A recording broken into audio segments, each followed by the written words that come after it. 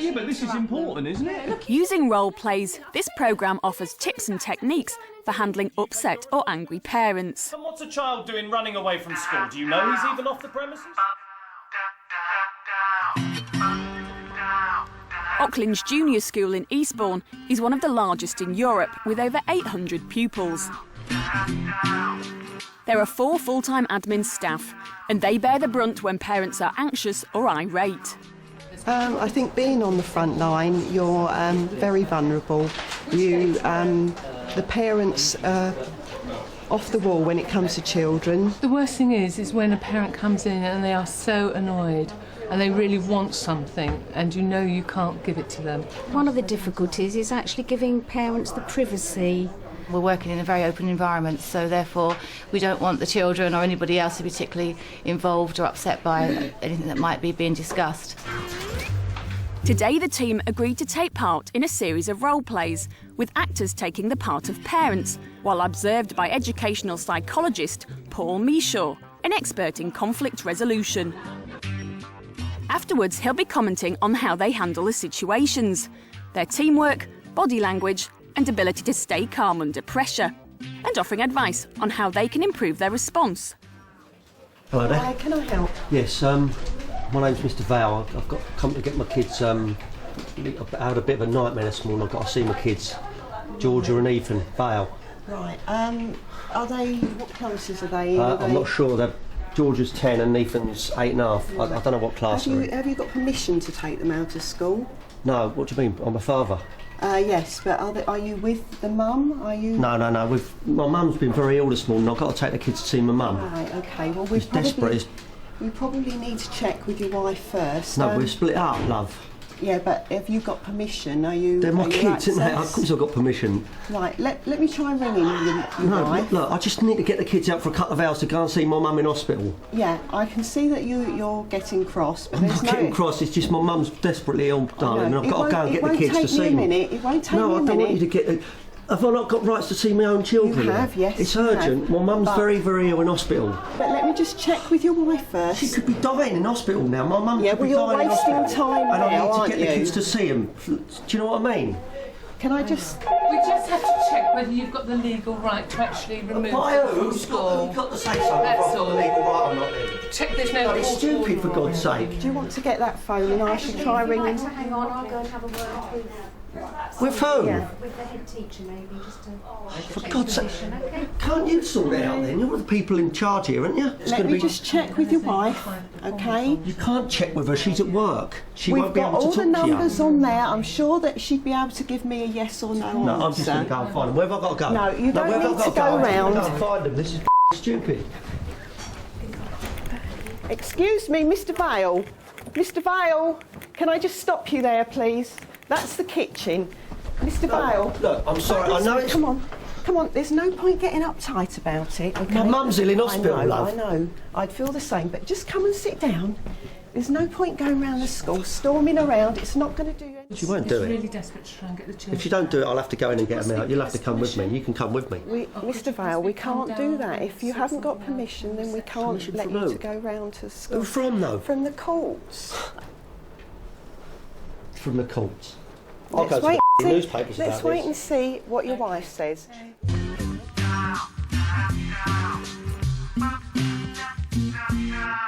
Excuse me. Hi. My son Lee is year 5. I think he's got Miss Evans as his teacher. Right, okay. He came home last night crying again. He's been. Would you like to come and see me somewhere else? Is that- Private? Yes, Yeah. Would you like to come with me? Oh, there's Zoe, Miss Sarah's sister. Come this way. Come here. What's the matter? Well, he came home from school again last night saying that Ralph and Jack in his class have been bullying him again.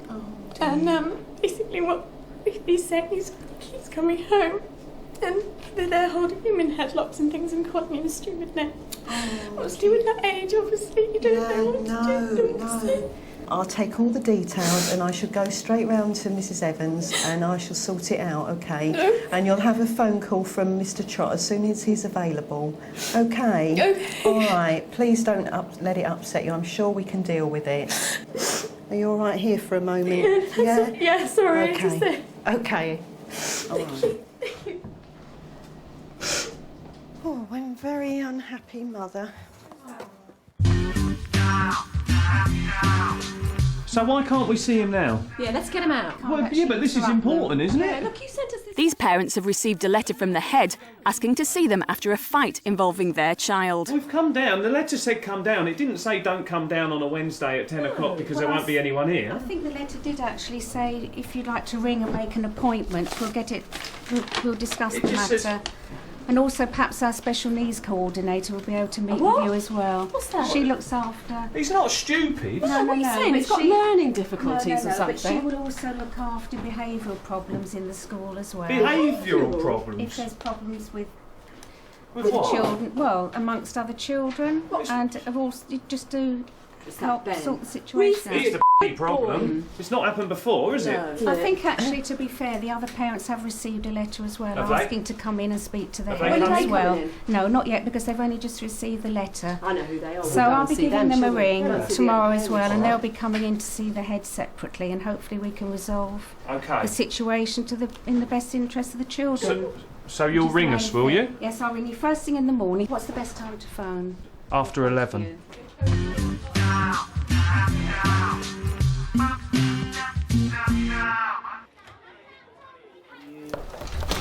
After-school clubs are another common source of parental frustration. Excuse me, can I talk to someone to do with the clubs, please? That's me. Can I help you? My son Connor, he's been desperate to get into swimming for a couple of terms now, and this is the second term he's had it where he hasn't got into the club. Last time, Mr Anson promised him that he'd get into the club this time. He was second on the list. Well, he shouldn't have promised. I run all the clubs and I actually do all the bookings of the places. No, you see, that's not fair because he was second on the list, and I've seen people who've signed up since, and what's happened is there's actually got on there and they're doing swimming. I've seen them. I've seen like going swimming. Well, they shouldn't be. I do apologise. Well, I'm sorry, but that's just not on, is it? I have had a word with the coaches. I mean, it's just, it's not fair because bless him, he's trying to swim, and all his mates are going up and learning how to swim, and he doesn't have a clue, does he? I know. I am sorry. There's nothing more I can do except with the coach. It annoys me as well because I have to sit here and I have to deal with unfortunate parents like you. It's not fair. It's just like there's always kids like trying to get into the clubs and stuff. It's just not fair. It's not. They need like 2 swimming clubs or something, and they go to like a bigger pool or something like that. I should be able to ring you by the end of the week next week to give you a time. So if I don't get that phone call next week, I'm not going to be happy. I will speak to the head. I'll speak to the education authority if I have to, because it's not on. It's part of his education, and he needs it. After his day's observation, Paul Michaud gives his verdict. People have lots of issues, and you're the first person they see. They're displacing their anger onto you. Their anger is directed to somebody else, but because you're the first person, you're a human being, they are dumping their anger onto you. And to be able to think to yourself, this person is taking it out on me, but it's not personalised, that is quite a skill, and I think you all seem to have that skill. But have you got permission? Are you access? I've got permission. Right, let me try and ring you. This guy has got major life crises, and he is, to some extent, dumping that on you, but you're managing to stay calm, and I think that, I don't quite know how you managed to stay calm, but you did. I also like the way you stood up as well, so you sort of met his body language, so there was a sense of matching his body language, so that you were getting that rapport skills going. Your voice was also very quiet, so I think that helped to diffuse him, which I think was good. You didn't get sidetracked by some of the issues. He was throwing in a lot of tangential issues. What you did was to clarify what was going on. Yeah, I can see that you're getting cross, but there was one bit that I would probably change a little bit, which was you said, I can see you getting cross, and I think that made him a bit cross.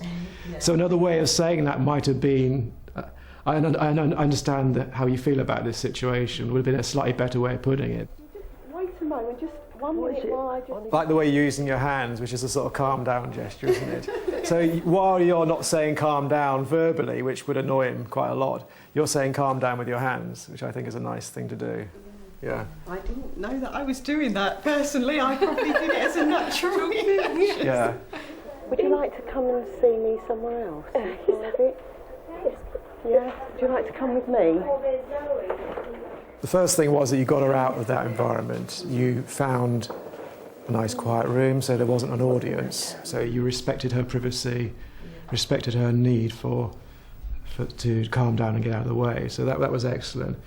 I like the way you sat with her, you were close, you were using appropriate touch. I thought that was very calming. You were offering her options to speak to the teacher. You weren't taking it all on yourself. You were saying, you need to speak to the teacher, I can sort that out for you. So you were very much helping her to take action, saying, I can do this. You were reassuring. You also left her alone for a little bit as well, say, just stay here, I'm going to come back. I think you offered her a cup of tea, didn't you, as well? Yeah, which is always a good English thing to do, isn't it? We've come down, the letter said come down. It didn't say don't come down on a Wednesday at 10 o'clock because there won't be anyone here. I think the letter did actually say if you'd like to ring or make an appointment. Again, these parents have built up head of steam. They were egging each other on. So there's quite a potentially explosive situation. You did a lot of good clarification. What is the problem? Tell me the facts of this situation. I like the way you did that.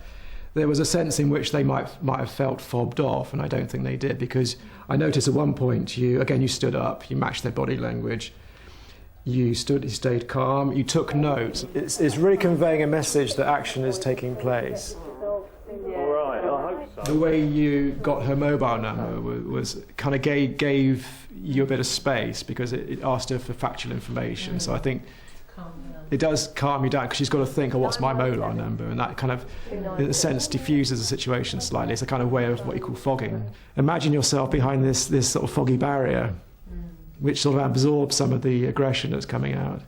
So that may work for you, may not. For some people, that is a very good technique.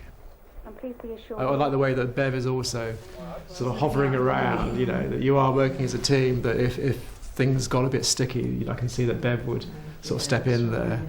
It was quite helpful, I think, the fact I mentioned about the other child also having a letter. I think that maybe softened the blow a bit for them. That was a very good move. So it wasn't just their child being picked on.